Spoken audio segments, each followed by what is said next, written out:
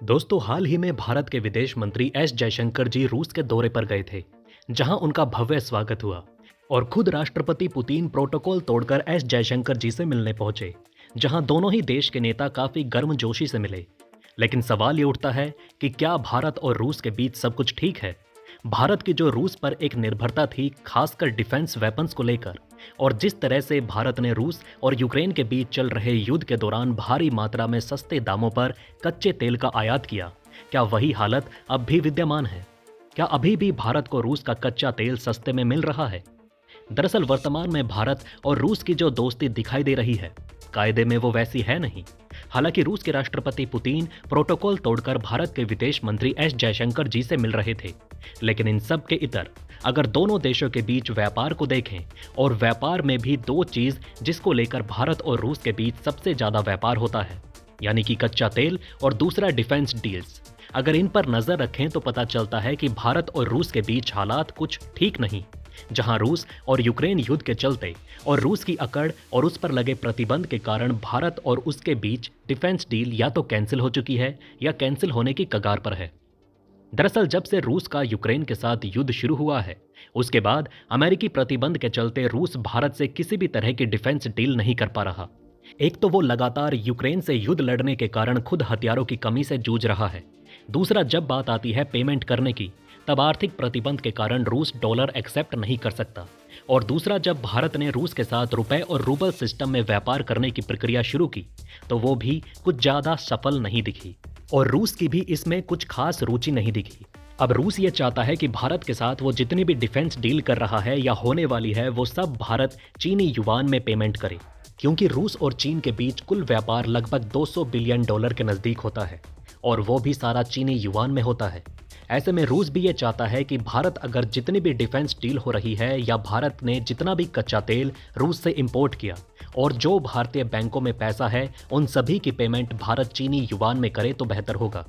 लेकिन भारत ने साफ मना कर दिया कि भारत रूस को चीनी युआन में पेमेंट नहीं करेगा, क्योंकि इसमें पूरी तरह से भारत का घाटा है।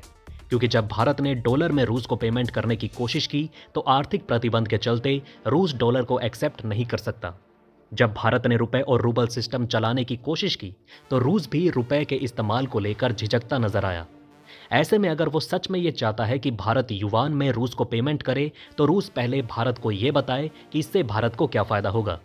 क्योंकि अगर भारत युआन में पेमेंट करता है, तो यकीन मानिए कि डॉलर तो आधा वैसे ही खत्म हो जाएगा। क्योंकि इंडिया जैसा एक बड़ा देश जो बिलियन डॉलर्स में ट्रेड करता है, अगर पूरी तरह से चीनी युआन में पेमेंट करने लगे, तो ये तो पूरी तरह से डॉलर के खात्मे की शुरुआत हो जाएगी। ऐसे में अमेरिका से पंगा लेकर चीनी युआन को बढ़ावा देने में भारत को कोई फायदा नहीं। अब अगर रूस ये वादा करे कि अगर भारत चीनी युआन में पेमेंट करता है, तो रूस इस बात की जिम्मेदारी लेता है कि संयुक्त राष्ट्र संघ में स्थायी सदस्यता में जो चीन भारत के लिए रोड़ा बना पड़ा है, रूस उससे बात कर चीन का समर्थन भारत को दिला देगा। तब तो भारत सोचे भी कि हाँ, चीनी युआन में पेमेंट करना बनता है, वरना बिना किसी कारण के अमेरिका से अपने रिश्ते खराब करना भारत के लिए बहुत बड़ी बेवकूफ़ी होगी।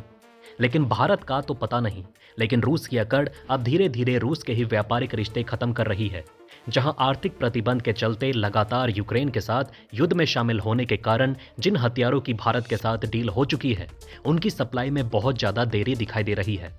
जहां भारत वर्तमान में S-400 मिसाइल सिस्टम की 3 बैटरियां 4 एडमिरल ग्रिगोरोविच प्रोजेक्ट के 135.6 फ्रीगेट्स की डिलीवरी का इंतजार कर रहा है।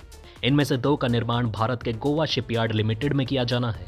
वहीं रूस टेक्नोलॉजी ट्रांसफर के तहत एक और प्रोजेक्ट 971 अकुला क्लास की परमाणु संचालित पनडुब्बी को लगभग $3 बिलियन के पट्टे पर देने वाला है।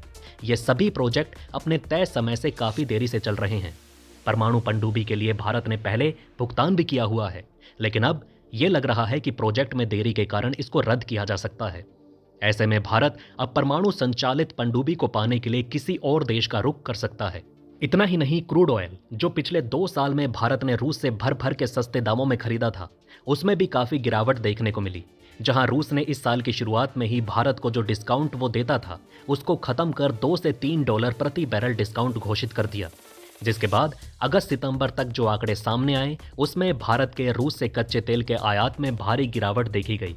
और इतना ही नहीं, अब जब रूस को ठोकर लग रही है, तब उसने हाल ही में ये ऐलान किया कि वो भारत के लिए कच्चे तेल पर डिस्काउंट $2 से $3 से बढ़ाकर $10 से $12 प्रति बैरल करने वाला है।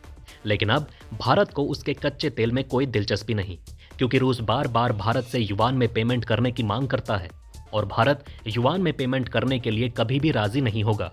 साथ ही अब 5 साल बाद जब कच्चे तेल के सबसे बड़े रिजर्व वाला देश यानी कि वेनेजुएला की एंट्री हुई, उसके बाद तो रूस का इंडियन मार्केट से पत्ता साफ होता दिखाई दे रहा है, क्योंकि वेनेजुएला भारी डिस्काउंट पर भारत को कच्चा तेल आयात करने के लिए पूरी तरह से राजी है। और वर्तमान में जो रूस की अकड़ है, उसके कारण अभी चीन भी रूस से अपने रिश्ते को कम कर अमेरिका से अपने रिश्ते मजबूत कर रहा है, जहां अब वो सेम भारत वाली नीति अपना रहा है जो पहले भारत अपनाया करता था, जहां अब चीन, अमेरिका और रूस दोनों के साथ अपनी दोस्ती निभाता है। और रूस के लिए यह बहुत बड़ा झटका है कि रूस जिस देश पर सबसे ज्यादा निर्भर है यानी कि चीन, वो खुद अमेरिका के साथ अपने रिश्ते सुधार रहा है। दरअसल कल ही 1 जनवरी को अमेरिका और चीन के राजनीतिक रिश्तों को 45 वर्ष हो चुके हैं और इसको लेकर बाइडेन की तरफ से चीन के राष्ट्रपति शी जिनपिंग को एक संदेश भेजा गया, जहां पर दोनों देशों के बीच रिश्ते सुधारने पर जोर दिया गया। और उसमें जो बाइडेन ने कहा कि वो चीन के साथ अपने रिश्ते सुधारने के लिए प्रतिबद्ध है। और ये बात चीन भी अच्छी तरह से जानता है कि वर्तमान युग में जिस तरह से चीन की अर्थव्यवस्था चल रही है, जहां उसकी इकोनॉमी 2 से 3% की सालाना दर से चल रही है, ऐसे में अमेरिका के रिश्ते खराब करना यानी कि अपनी अर्थव्यवस्था को गर्त में भेजना है। ऐसे में रूस के साथ रिश्तों को साइड में करते हुए अमेरिका के साथ चीन अपने रिश्ते सुधार रहा है।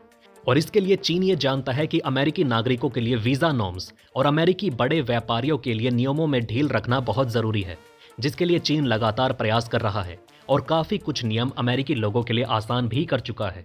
और अब भारत भी अब अपने डिफेंस वेपन्स के लिए रूस पर निर्भर नहीं रहना चाहता, जहां अब भारत भी वायुसेना और आर्मी एविएशन कोर के लिए 200 रूसी कामकोव KA-2260 हुडलम लाइट यूटिलिटी हेलीकॉप्टरों के लिए $1.2 अरब के 2014 के टेंडर को रद्द करने का फैसला ले चुका है।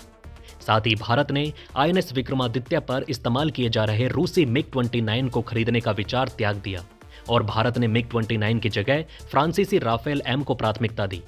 ऐसे में अब रूस के राष्ट्रपति पुतिन को यह सोचना होगा कि अपनी अकड़ कम कर अब उन्हें सऊदी अरब, UAE, चीन इन सब का दौरा करने के बाद भी अगर वो भारत नहीं आ सकते तो वो एशिया में अपने सबसे अच्छे दोस्त को खो देंगे। तो दोस्तों, इस पूरे मुद्दे पर आपकी क्या राय है, कमेंट करके हमें अपनी राय जरूर बताएं। इसी के साथ मैं मिलता हूं आपसे ऐसे ही किसी अगली वीडियो में। तब तक के लिए बने रहें हमारे चैनल पर। जय हिंद, जय भारत।